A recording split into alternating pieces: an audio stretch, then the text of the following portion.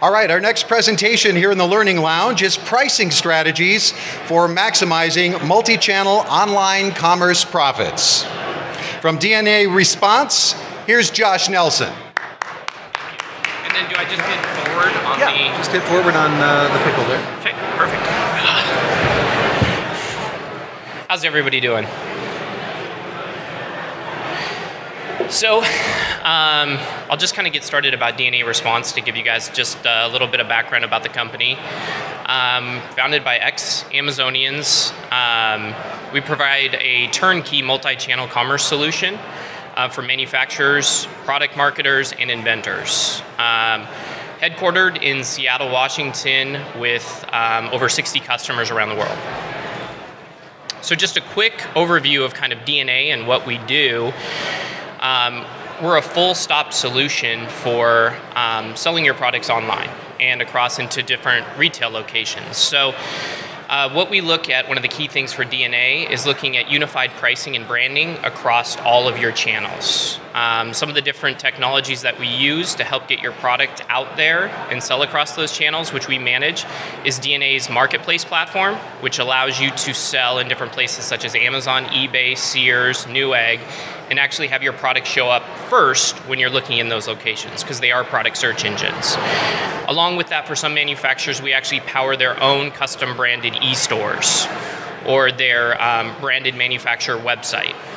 And then along with that, we run DRTV campaigns. Everything with DNA is unified in one core platform. As far as our business model goes, we work on a revenue share basis. So unless we're selling product for you, DNA doesn't make any money, etc. So we try to align our pricing strategy around our client's success. Again, everything's turnkey, and then we deposit funds directly into your bank account. So let's talk a little bit about something I'm pretty passionate about, and I've seen this challenge come across for a lot of different clients that we work with, and a lot of the things I saw when I was at Amazon, and that's really comes down to uncontrolled online distribution. It really comes down to selling to distributors, which then sell to resellers. When that occurs, all your agreements are broken, and that's where pricing can tend to spiral down across different places around the web. That's Amazon's, eBay, Sears, Newegg, etc. Those resellers, if you do have an agreement with them, minimum advertised price or anything, it is null and void once that distributor sells to a reseller.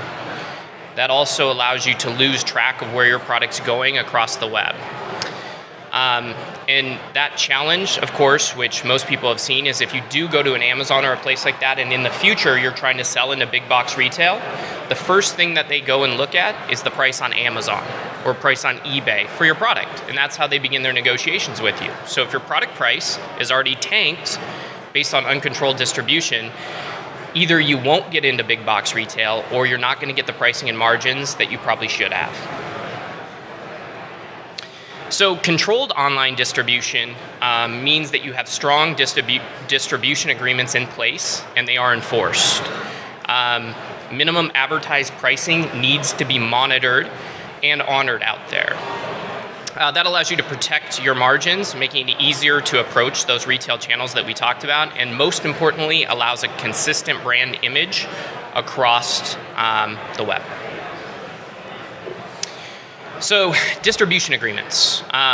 You need to be strong about enforcing a minimum advertised price, and I would also look at putting penalties in place for finding individuals out there that are not following that process. Challenging part about that is that on different places like Amazon, Sears, Newegg, that are marketplaces, it's easy to hide your identity as a seller, and it makes it difficult for you to track who that individual is. So it could be one of your distributors, could be one of their resellers, but Amazon and other places hide those individuals because they like the price to spiral downwards. That goes into their mission statement of being the lowest price place out there.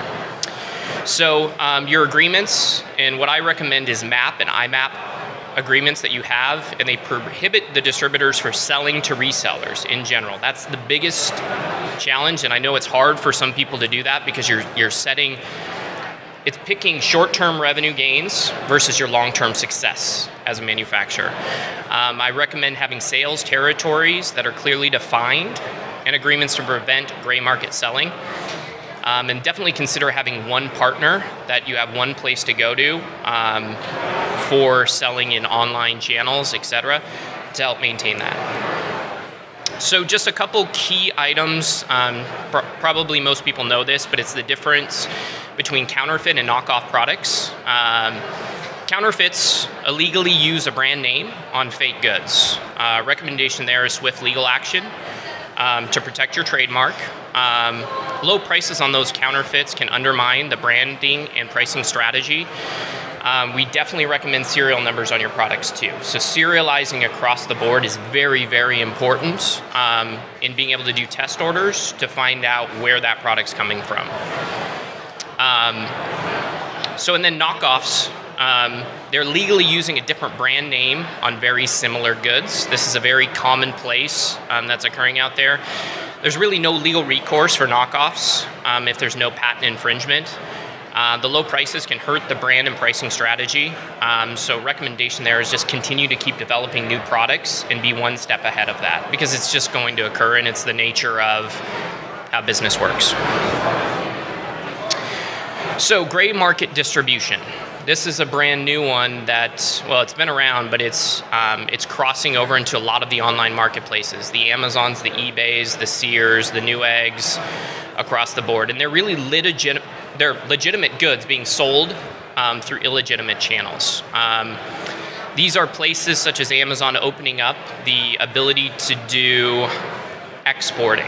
And what that means is it's allowing your manufacturers that could be in China or anywhere else to sell directly into the US at no different pricing to ship a product.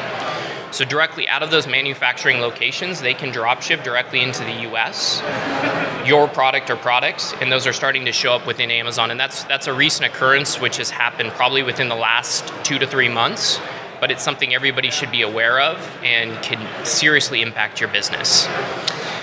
So again, serializing your products is a good way to do it. Make sure when you are fulfilling, and if you are fulfilling through Amazon or any of those other channels, that you have your items and inventory segregated so it's not commingled. And that's a key thing to understand. You commingle your inventory, it's going to get commingled with the counterfeits and gray market products.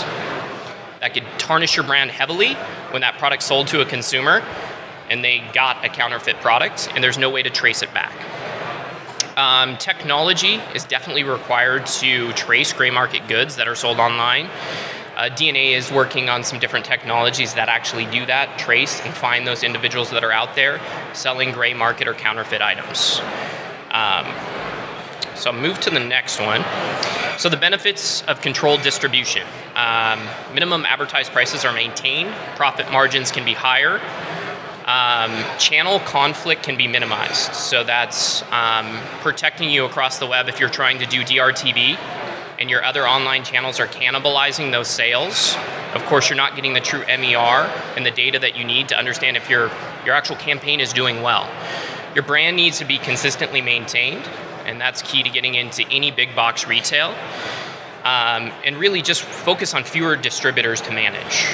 It saves you money, time, and it's much easier to monitor compliance. And that's pretty much about everything. We are giving away a Kindle, so if anybody's got any additional questions or anything, I'd be happy to answer them now.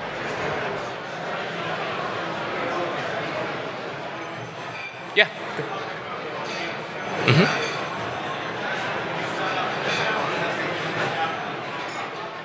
So that's an interesting story. So you'll automatically, so within Amazon and different places, they will commingle out of the gate, especially if you don't know that you can have your products uncommingled. What you need to do is you need to have somebody that understands how to work with Amazon to make sure that your inventory is segregated as a seller. But you actually have to go through the appropriate channels to make that happen, or they will commingle it together. No. That's the best part about it. It doesn't cost any more. You just have to know how to cut the right ticket with Amazon. Yes. Mm-hmm. Yeah, we do with all of our clients. We have their inventory segregated. If you don't,